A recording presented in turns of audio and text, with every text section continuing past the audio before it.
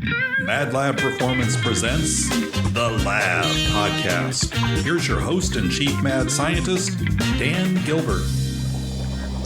Hello and welcome everybody to The Lab. I'm here with my trusty sidekick, Luke.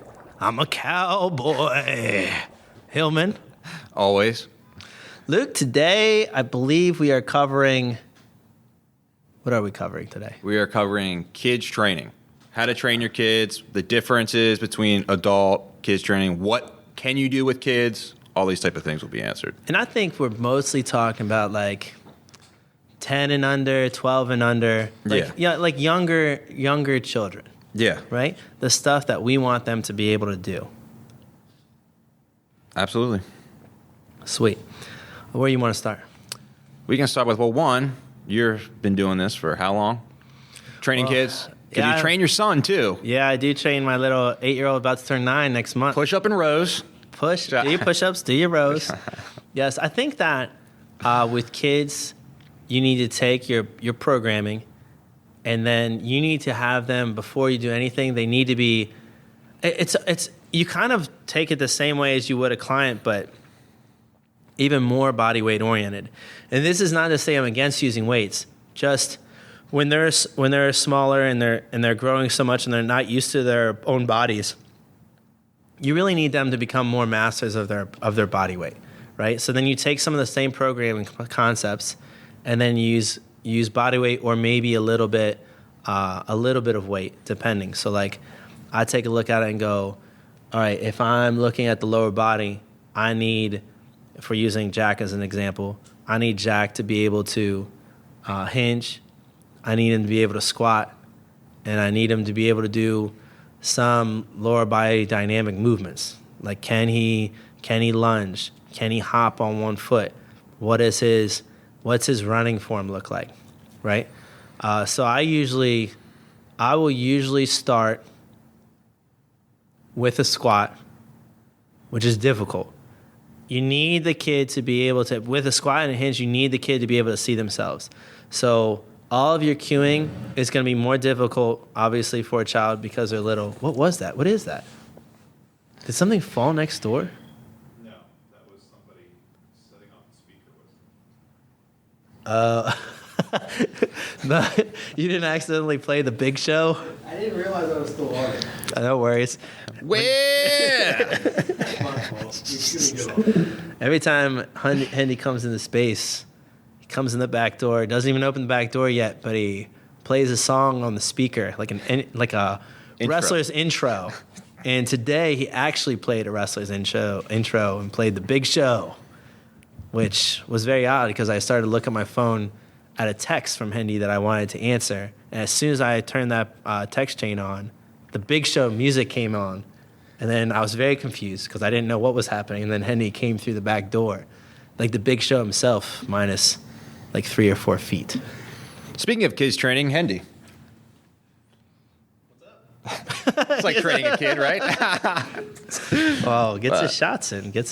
That's pretty clever. There's going to be plenty of shots today. But back to what we were talking about. Oh, yeah. So I'll take a look back off this tangent. Because everything you're going to have them do is going to have to do with a squat and a hinge. And I start bilateral because it's the easiest for them to understand.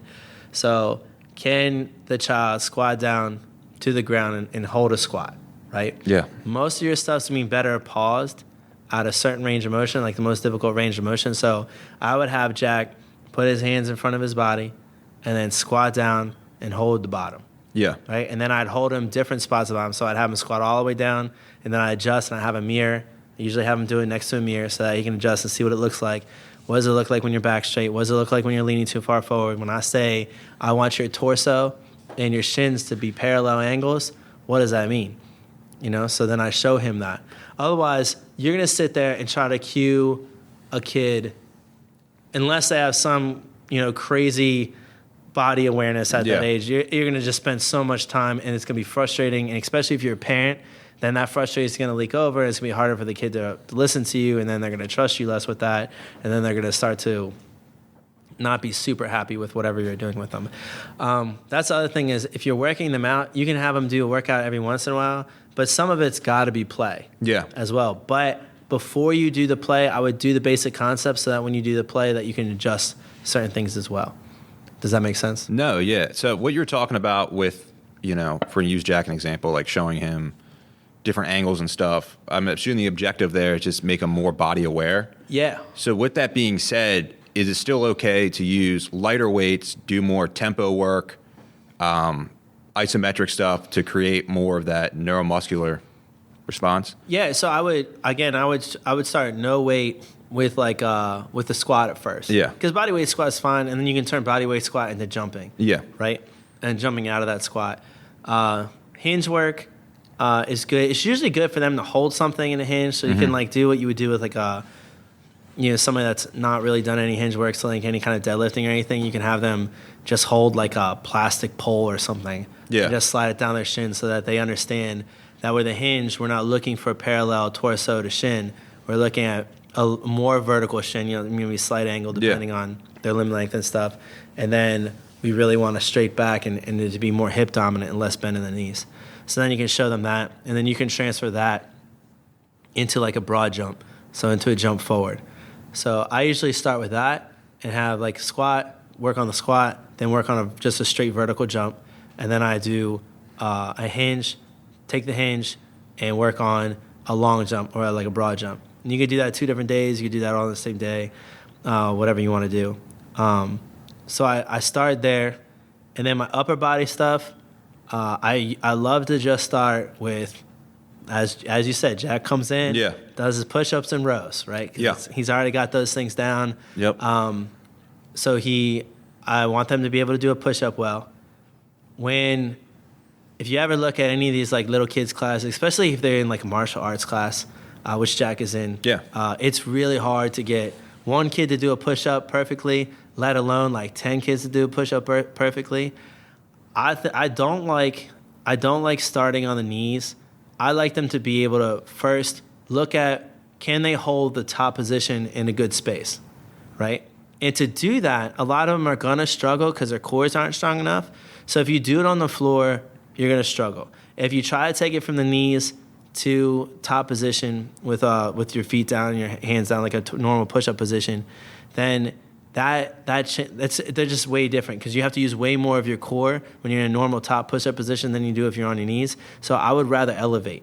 Yeah. So I started Jack on a pretty elevated push-up. I remember I had him do it actually in a rack on a bar because I could raise the bar high enough. I think I had him do it on it's one of the only good things a Smith machine's good for. So I could slide the bar up really pretty high and then have him work on the bar coming to his lower chest, work on his elbow positioning, being at a 45-degree angle or a little more into his body, and not at that 90-degree angle so that elbows are flared out, and then you're putting too much pressure on the shoulders and the rotator cuff muscles and stuff like that. So, which is terrible because they're growing as kids, so you're putting a lot of stress on joints that aren't developed. And this is why working out and especially weighted stuff ends up being an issue for kids, is because you're taking a kid that doesn't move well, and then you're adding weight to the movements. Yeah. That's when kids get screwed up. Yeah. Or you're adding volume to bad movements, just like anybody else, right? Plus, they're trying to grow through that. So if you have a kid that does crappy push-ups and you have them do crappy push-ups all the time, then that is going to affect them as they grow. Yeah. So you don't want that to happen. The other thing that I really think that's important to teach a kid is good stretching and mobility habits. So I do those. I always teach a warm-up after I teach some of the basic concepts, just so they can understand a little bit more. Otherwise, when I first started warming up when he was 6, I would warm him up in animal positions. So I'd be all right, hop like a frog, and I'd hop with him so that he's moving around, and I'd be all right, fly like a bat or fly like a bird. And so then he's waving his arms around and start warm up rotator cuff muscles, shoulders, chest, stuff like that. Then I'd be crawl like a dog or crawl like a bear. Right, so then he'd crawl like that and crawl over the floor, and then you can adjust different things like that.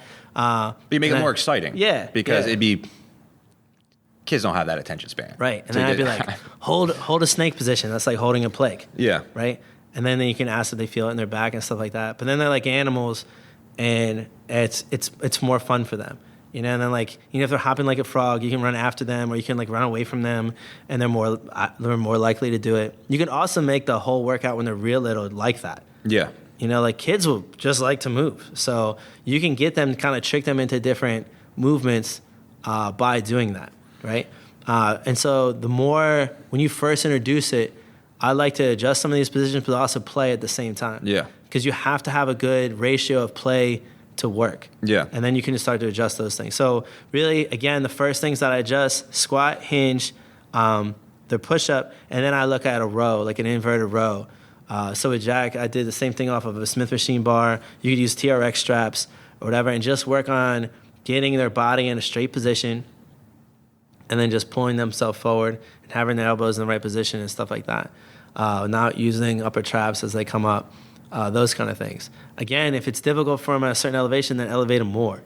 You want them, just like you would a normal client, you want them to be able to progress with the right movement. And I would just keep it at first with those movements, and then integrate those movements with play. Yeah. Is the way that I would do it, especially as younger. Now I can take Jack through a whole workout. Yeah. Right? He's a little different too, because for some reason, unlike his parents, he's a really good listener. So I don't know where it comes from at all. And he's very patient, and he just does whatever. Goes through the stuff that you tell him to do. So I'm very blessed in that way. But then you start to, as they start to get used to the gym, as they start to get used to doing those things, it's easier and easier for you to tell them how to work out. And then once you can attach it to a goal, just like anybody else, it's even easier. So as Jack got really interested in football, because I play like Madden with him. We would watch football games together. I'd show him videos of different show him videos of like Barry Sanders running around and stuff like that. He got interested in that, and then we would go play like one-on-one football and like make up a whole game about it. Then it became even easier to work him out, because then I'm like, here's how professionals work out. Here's how this guy got this fast. Look at his workout. And now I videotape someone, or like show him a like YouTube video of like Saquon Barkley working out. Or because he loves, little kids love running backs for the most part. I show him like Christian McCaffrey working out, because he loves Christian McCaffrey. Alvin Kamara is his favorite, as you've seen him come in with the shirt and the jersey. So stuff like that gets him interested, and then you take that and be like, all right, here's some of the stuff they do. And then if you're able to take that and go, all right, when you squat like this, this shows you the angles. Like this is the very elementary positions of angles when you sprint. Because that parallel torso to shin, that's like one of the very basics from that. Then you start to take that into some of your single leg concepts, and then you start to get closer and closer to better sprinting form, right? If somebody can't do that body weight squat, they're going to struggle to do any of the progressions towards sprinting. Because then you can take them, so if you're going to take them from, like if you could do those simple things, and then you want to take them to actually being able to run, because I think that's the next thing that you should do. Well, before I get too ahead of myself, I would also include a plank in there. Yeah. Right, well, because let's backtrack a little bit. Yeah, let's backtrack. So one of the things I wanted to touch on when you were talking about basically making it more engaging is what I'm grasping is the main focus when you're, what do you say, 10, 12, 10, younger? Yeah. Is more of different. Finding that almost mental trigger on what will make the exercise enjoyable for them. Right. And then just working on certain foundational movements, not worrying about weight, and setting them up for more the future, not trying to be the champion of their age. Right. Right? Yeah. Like more. Does that make sense? That makes perfect sense. The more, if you start to do things, whether it's pressure or like you getting mad at them, and I can fall into this just like any parent. Yeah. So like while I do some of the stuff well, like sometimes I'm not super patient with them, and I have to pull myself back and be like, all right, I need to make this more enjoyable. Because at any time, just like with a sport, like you see parents in sport, like push their kids to do something, the kid is going to end up at some age, is going to end up rebelling and not wanting to do that, because they're going to take the memory of whatever sport or whatever exercise or whatever and just make that they're just going to combine that with just bad memories. Yeah. So they're going to find a way to not do that anymore. Yeah. So you do not want that to happen. That is like, to me, that's the number one thing with exercise and sport that you don't want to happen. Yeah. So when you start to see that, or you start to get impatient, pull back and be like, hey, buddy, let's do this instead. Let's play this instead. Or you can be like, all right, if you do this, because you did this today, let's do all of this stuff. Yeah. Right? But you don't want anything in exercise or sport to become punishable. Yeah. Unless, if they're in the gym and they throw a weight at somebody, that's punishable. Stuff like that. But like not doing an exercise, or because they didn't score X amount of points on the basketball court or whatever they're doing, or they forgot to guard their man, like something like that. Like you can't punish that stuff. Yeah. Right. You got to figure out why that happened and then like support them through it, which is much more difficult than it sounds. Like that sounds like common sense. But it sounds like we have bad days, and then like your patient runs thin. And you're like, well, I would have never done that. So like, what is he doing? Like usually he's so good at this, but again, they're little human beings too. And I think that's the number one thing is you just can't create bad memories with whatever you want them to get better at. Yeah. Right. So that's 100%. Again, going back to what we were talking about before, basic movements: hinge squat, like a push up, a horizontal row, like some kind of inverted row, so that they can master their body weight in the position, and then a plank. So if you can get them to do those things, then you can start taking them to, if you want them to do like some kind of half kneeling overhead, you can start to do that to give them overhead push. If you want them to do like some kind of like pull up while you're pushing them up there to the bar, or if they're going to hold to the bar, or if they're going to do eccentrics, so you're going to like pick them up, put them on the bar, and then have them slowly go down. You can do that. Before we go too far with that, because you're kind of getting into what I wanted to ask too, is we assess everyone when they first meet us. Yeah. And we have a pretty good younger demographic. Yeah, we do. That we train. And we have some kids that are tough. Yeah. Yeah. And some of them I think are more athletic than I am. What's the difference should a parent and a kid expect when they come in here for an assessment, as opposed to just someone who's middle-aged, a little older? Like, what is the difference between assessment? From what I'm gaining is you want to look at from what you've touched on was the plank, push-up, row, squat was something you touched on. But I'd really like to see like single leg jumping. Okay. Because single leg jumping, again, if you don't single leg jump well, like a lot of our youth are coming to us for sport. Yeah. Because you don't do that with typically older client. No. And when I say older, I don't mean elderly or anything like that. I just mean 20s, 30s, 40s, 50s, anything like that. Because they're usually those are usually not coming to us for sport. Yeah. Sometimes they are. If they are, then I will take a look at the single leg jump. Yeah. But I definitely want to see a single, because otherwise, if they might have a bunch of tightness or pain, and there might be other assessments, and you don't want your assessment to last all day. Yeah. So then you take what you're going to get the most value out of from an assessment. That's why all this stuff can't be cookie cutter. Yeah. At all.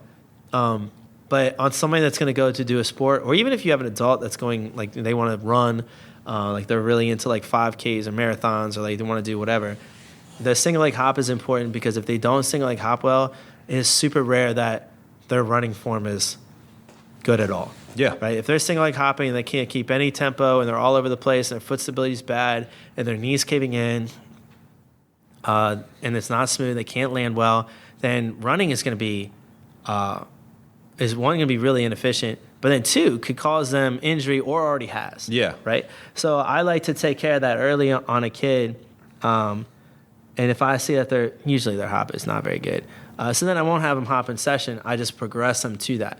So then if I'm progressing them to, let's say I'm progressing, because the hop is a progression towards sprinting. Yeah. Right? So if I want them to sprint well, I do the elementary stuff, squat, hinge, and then I start to do single leg versions. Can they do a split squat? Right? Yeah. If they can do a split squat well, can they do a lunge? Forward, backward. Okay, good. Let's take a look at what a wall drill looks like. So hands against the wall, and kind of like almost like a sprinter stride, knee up. All the angles need to be good. Switch. Can they do that quickly and explosively? If not, I'll have them do it slowly at first. Switch one leg, hold. Switch another leg, hold. But I don't take them to wall drills. If anybody knows what wall drills are, again, it's your hands against the wall. It's almost like a version of sprinting while you're standing in place, and you don't have to use as much core. You don't have to use arms. It's just like a simpler version. So you're like kind of breaking down the sprint, right? So then it's easier for them. And once they get that progression, then I start to have them doing quick switches with their feet. So like they're really drilling their feet into the ground, making those switches, holding, switch, stuff like that. And then once they can do that with good angles, and they can hold, and they're not rounding their back because their core can't hold that position, or they're not cramping in their hip flexor complex, or the foot's not dropping, stuff like that, then I'll take them into marching. So then I'll have them hold what's called like a prisoner's march. So their arms will be up by their head.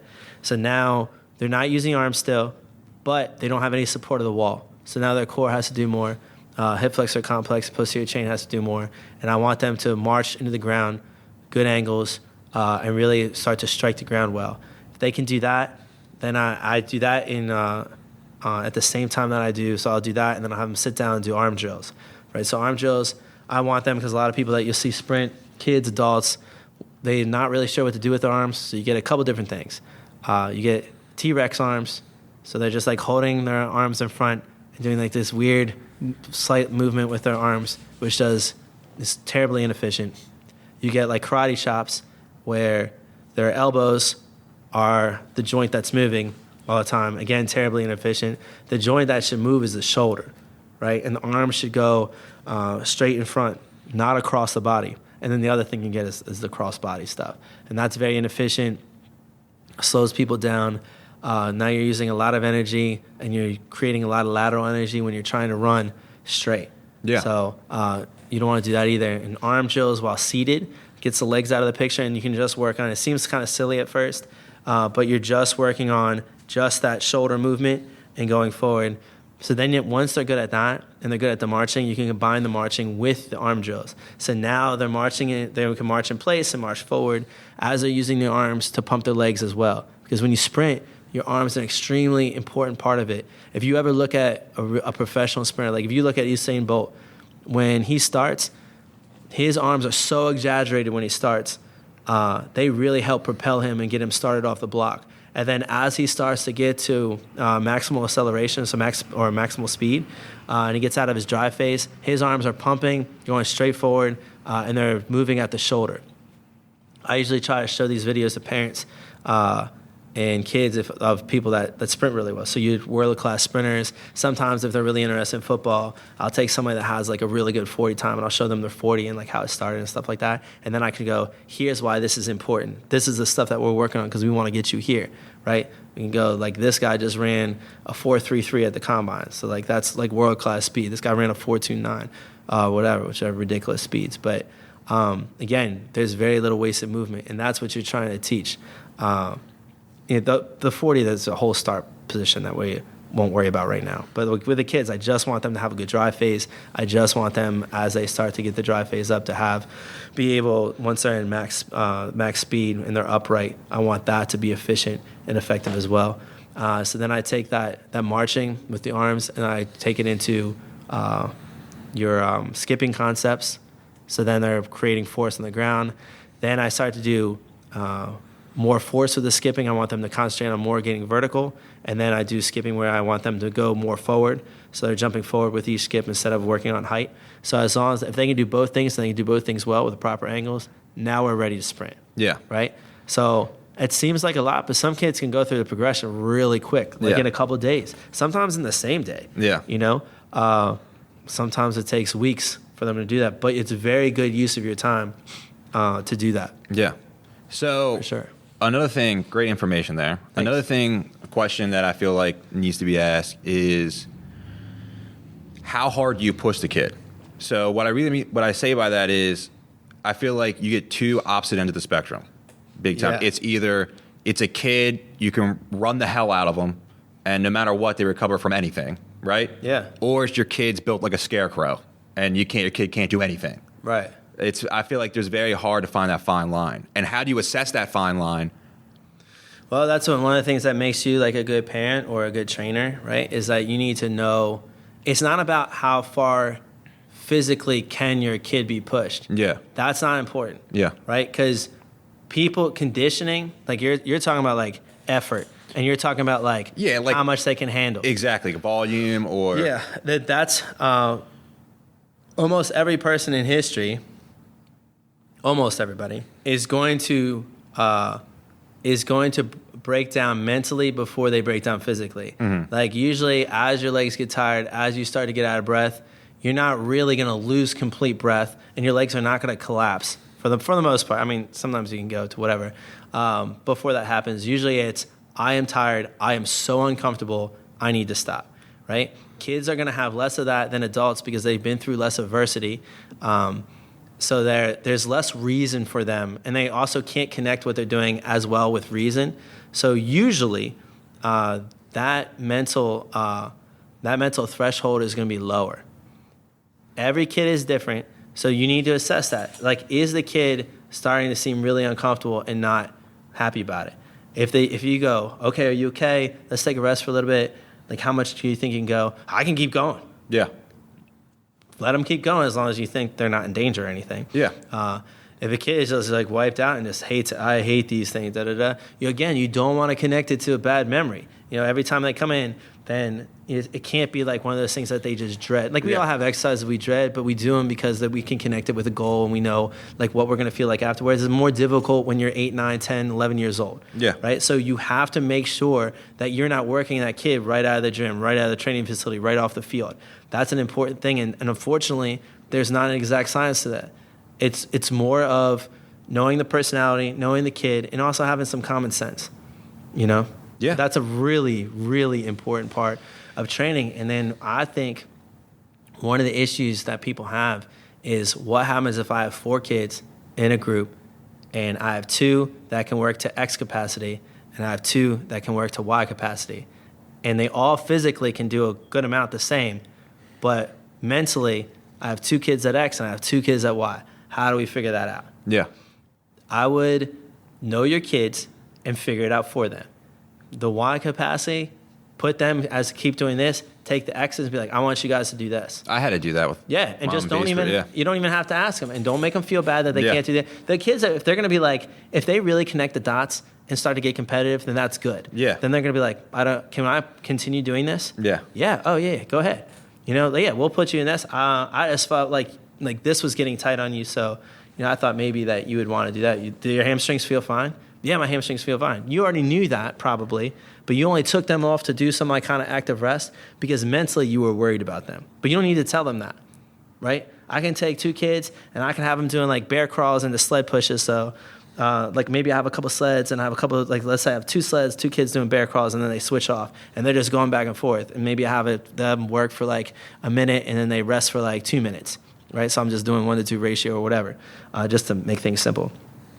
And then I see 2 kids that I know are starting to wear down mentally, because you'll see signs of it. Like, you'll see them start to stop. You'll see them start to do different there's things. no poker I need to tie my shoes. Yeah. There's not really, which is good. And so then you can take hey, come over here and I want you to come over here, lay on your back and work on your active straight leg raise, right? Pull this band, do this, or like have them just like raise their leg up or whatever. Or I want you to come over here, work on just this position, like hold this or stretch this or whatever.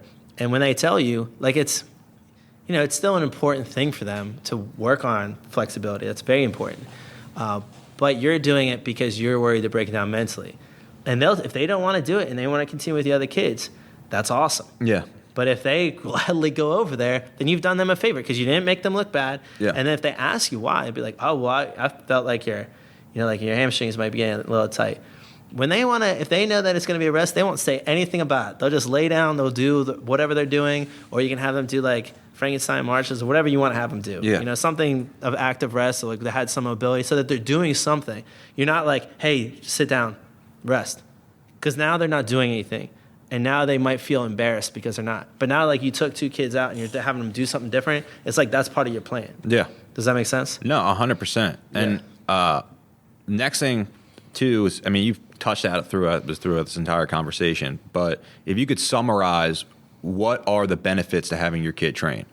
Should you have your kid train? 100%. Okay. So, like, I've been training Jack since he was 6, because it's important for kids to move. Human beings have to move. And especially in a day like today, where I feel like kids are moving less.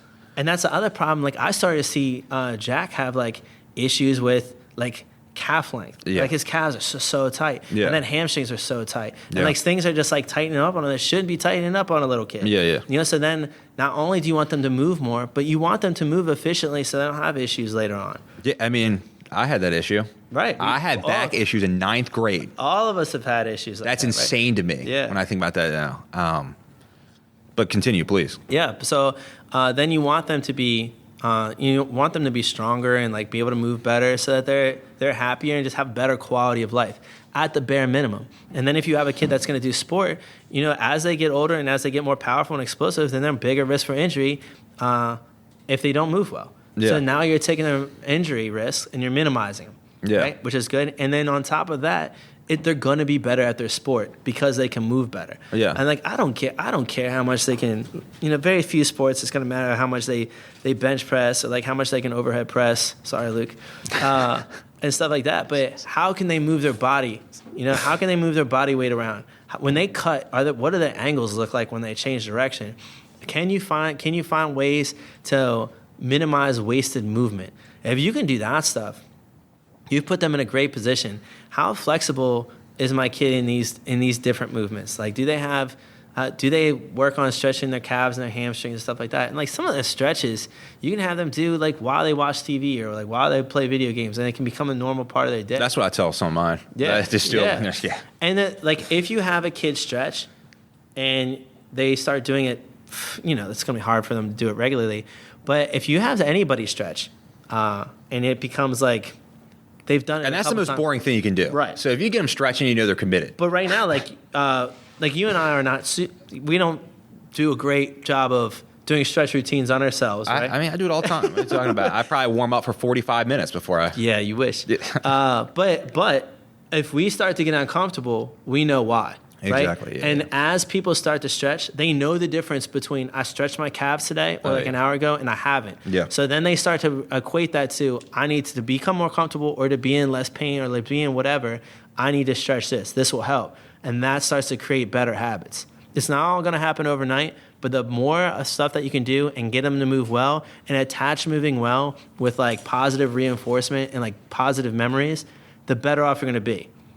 Don't compare a kid A to kid B, even if they're different ages. It's not fair. You just want kid A to progress. Yeah. You want kid B to progress, right? And whatever the speed of the progression is fine as long as they're progressing. Yeah. That's what you're looking for. And I think people fall into a trap of trying to compare, just like we, compare ourselves to whoever, and you're not supposed to do that either. But, and then also going, well, where are they in their sport? They should not be here. They should be here. And they want to do this and this. Why the F are they not here and like doing this or whatever? They can't fall in that trap.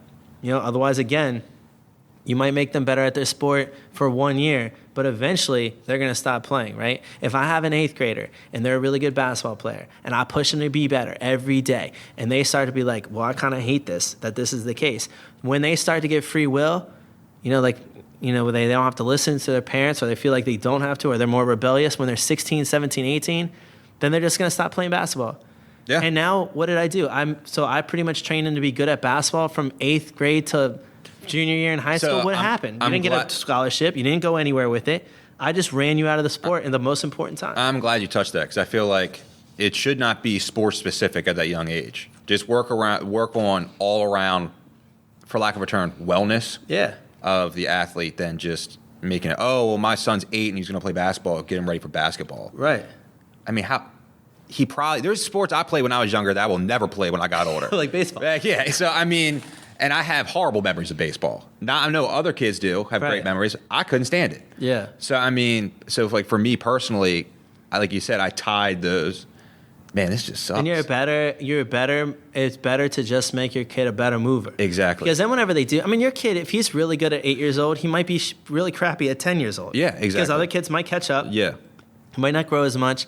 Also, like, your kid might not be growing at 11 years old. Yeah. And there could be a bunch of kids in his grade that are growing a lot, so they're not used to their body. So your 11-year-old looks way more athletic. Yeah. And then when your 11-year-old is now 13 and their growth spurt hits,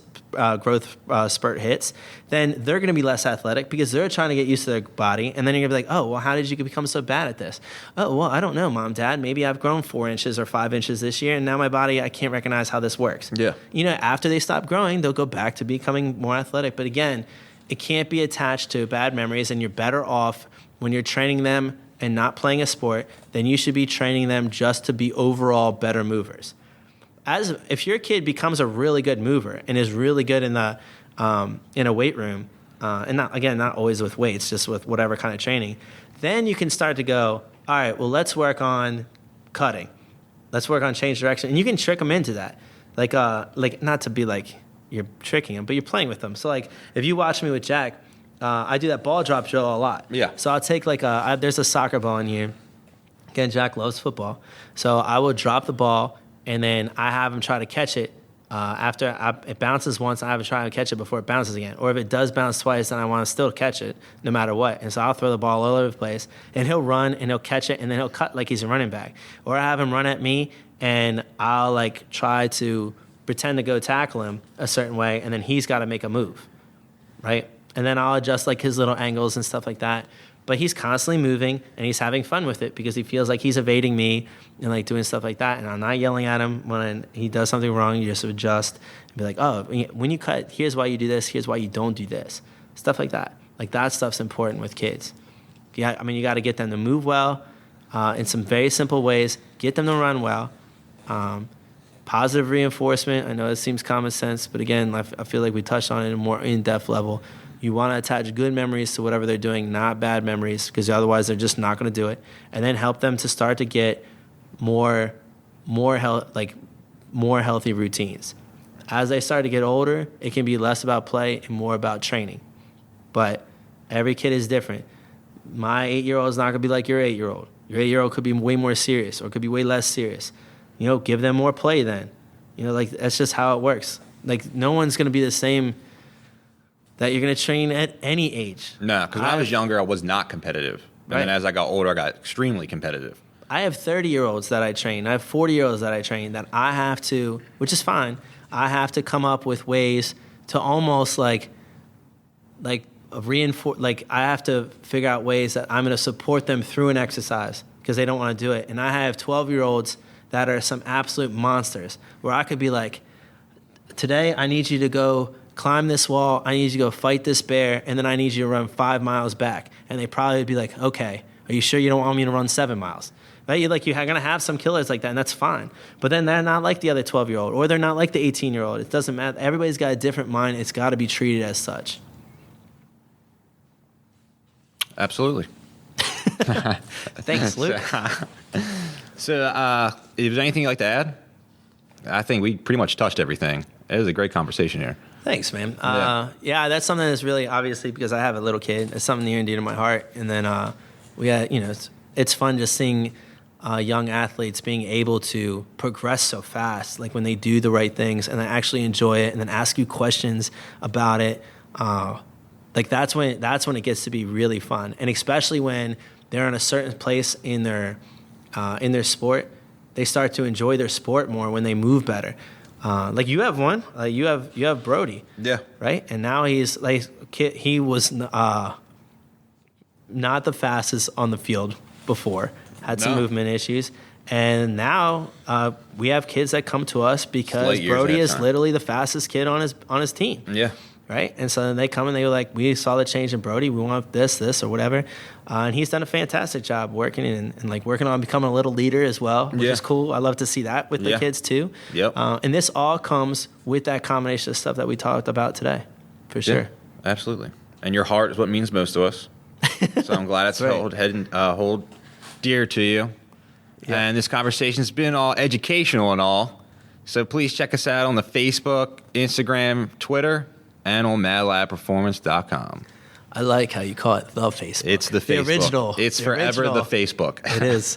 Thank you again, everyone, for tuning in to another episode of The Lab.